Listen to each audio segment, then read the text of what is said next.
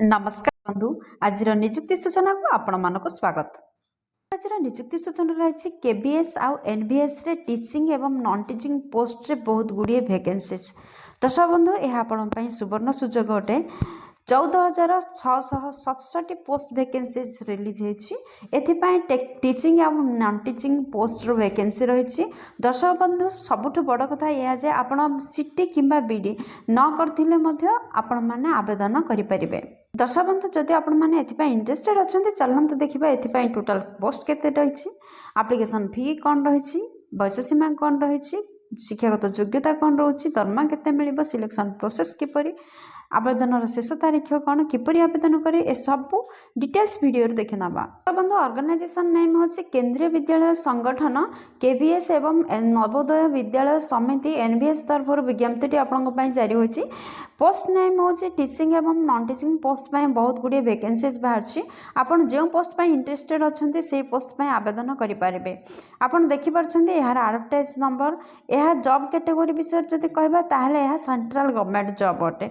जदि total post vacancy आपण माने देखि पारथिबे 14,967 पोस्ट वैकेंसीज रिलीज होची। एप्लिकेशन मोड आपनकर ऑनलाइन रे रहउची। अप्लाई रो स्टार्ट डेट 14/11/2025 रु स्टार्ट हो सारछि। दर्शक बंधु यार लास्ट डेट जदि कहबा ताहले 4/12/2025 रहउची। आपण माने ऑनलाइन आवेदन करिया हबो तो आपण माने जल्दी ही आवेदन करंतु। लास्ट डेट पेमेंट रो मध्य रही माने फी पेमेंट करिया लास्ट डेट रहउची जे 4/12/2025। सिलेक्शन प्रोसेस किपर रहिबो देखंतु, सीबीटी एग्जाम रहिबो, स्किल टेस्ट रहिबो, डॉक्यूमेंट वेरिफिकेशन रहिबो, एही परि आपनकर सिलेक्शन रहिबो। एग्जाम डेट आपण मान खूब शीघ्र जणाई देबो। दरमा जदि विषय रे कहबा दर्शक बंधु आपण मानकर शिक्षागत योग्यता 10वीं ठारू +3 पर्यंत जेकोसी शिक्षागत योग्यतार अधिकारी होइथिले मध्ये आपण माने सब प्रकार पोस्ट पे आवेदन करि परिबे। तो सही अनुसार आपणकर शिक्षागत योग्यता अनुसार आपणकर पोस्ट रहबो, आपणकर पोस्ट अनुसार दरमा रहबो। दर्शक बंधु यार ऑफिशियल वेबसाइट देखंतु, जदि आपण माने इंटरेस्टेड अछंती एथिपई आवेदन करबा को kevsanghathan.nic.in रे एहाको चेक करि परिबे। दर्शक बंधु वर्तमान देखिबा क्यों शिक्षागत योग्यता पाई कौन पोस्ट आपन को मिलिबो। जदि आपण माने असिस्टेंट कमिश्नर पदवी पे आवेदन करबा चाहउछंती ताहाले मास्टर डिग्री 50% सहित रखिथिले आपण माने आवेदन करि परिबे। एहा सहित बीडी करथिबा आवश्यक। पदवी पे आवेदन करबा चाहउछंती ताहाले मास्टर डिग्री सहित 50% रखिथिबा आवश्यक। एहा सहित बीडी किंबा इंटीग्रेटेड बीडी एमईडी रे मध्य 50% नंबर रखिथिबा आवश्यक। ताहाले आपण माने पदवी पे आवेदन करि परिबे। दर्शक बंधु आपण माने जदि पीजीटी टीचर पे आवेदन करबा चाहउछंती ताहाले आपण माने मास्टर डिग्री करथिबा आवश्यक किंबा इंटीग्रेटेड पीजी करथिबा आवश्यक। 50% मार्क सहित आपणकर बीडी रहिथिबा मैंडेटरी बाध्यतामूलक अटे।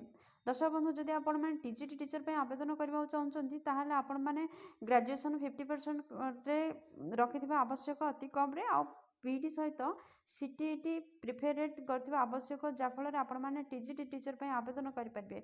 जदि पीआरटी टीचर पे आवेदन करबा को चाहउछंती ताहाले आपण मानकर शिक्षागत योग्यता +2 रहिथिबा दरकार। एथिरे 50% नंबर अति कम रे रखिथिबा दरकार। एहा सहित बीडी प्लस डीडी करथिबा आवश्यक एवं सीटीटी मध्य करथिले आपण माने आवेदन करि परिबे।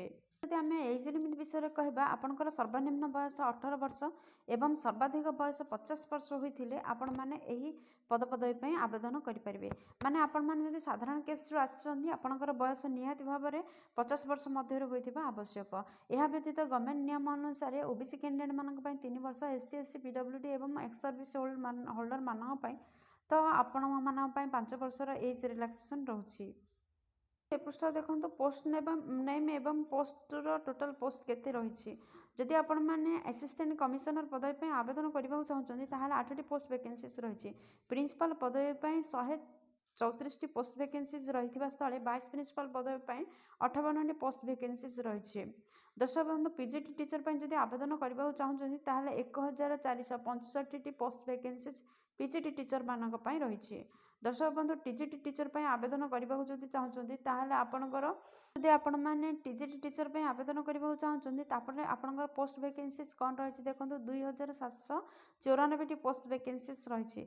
जदि लाइब्रेरियन पदवी पे आवेदन करबा चाहउछंती ताहाले आपनकर पोस्ट वैकेंसीज 147टी रहउछि। माने प्राइमरी टीचर पीआरटी पदवी पे आवेदन करबा जदि चाहछंती ताहले आपनकर टोटल पोस्ट वैकेंसी 3365 रहउची। जदि नॉन टेक्निकल पोस्ट पदवी पे आवेदन करबा चाहछंती ताहले 1155 टी टोटल पोस्ट वैकेंसीज रहिछि। केवीएस वैकेंसीज कोन 9126 टी पोस्ट केवल केवी माने केंद्रीय विद्यालय समिति पे आपनकर रिलीज होई सरछि। कौन नवोदय विद्यालय पोस्ट नेम देखो टोटाल पोस्ट देखो असिस्टेंट कमिशनर 9 पोस्ट बाहरी नवोदय विद्यालय प्रिंसिपल पदवी आपणकर 93 पोस्ट वैकेंसीज रही। पीजीटी 1513 पोस्ट रही आउ टीजीटी टीचर आपणकर 18 पोस्ट वैकेंसीज रिलीज होती। दर्शक बंधु जदि आपण मैंने टीजीटी टीचर आवेदन करने को चाहते ताहले आपण मैंने देखिपुंट जे 2978 पोस्ट वैकेंसीज रही।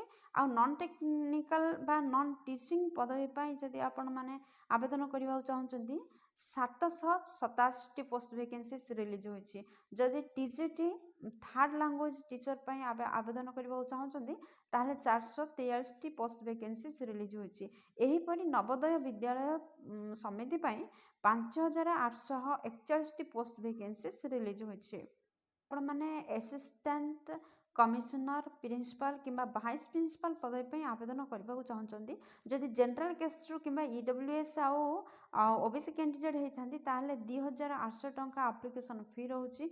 जदि आपण मैंने ST SC physical handicapped ESM पदवी कैटेगरी आसछंती ताहले 500 टंका आपनकर एप्लिकेशन फी रोचे।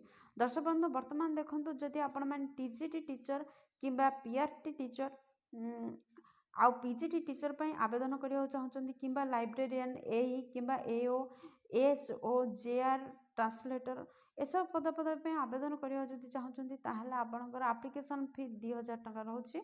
जदि आपण मैंने जनरल कास्ट रु आछंती किंबा ओबीसी रु आछंती जदि आपण मैंने एसटी एससी कैंडिडेट अटंती फिजिकल हैंडिकैप्ड अटंती ताहले 500 टंका एप्लिकेशन फी रोचे।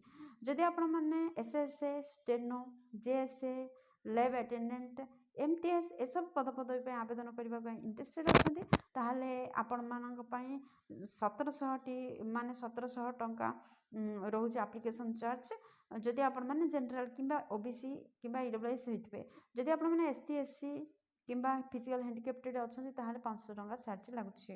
किपरि यह आवेदन करेंगे देखंतु फास्ट आपण माने यार ऑफिशियल वेबसाइट केवीएस संगठन .nic.in एथिरे लॉगिन करंतु एवं क्लिक करंतु अप्लाई ऑनलाइन फॉर केवीएस एवं एनवीएस रिक्रूटमेंट 2025 को।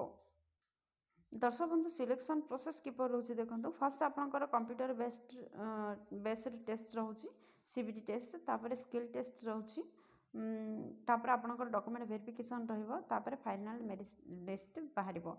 तो एहीपरि भाव में आपनकर सिलेक्शन रोची।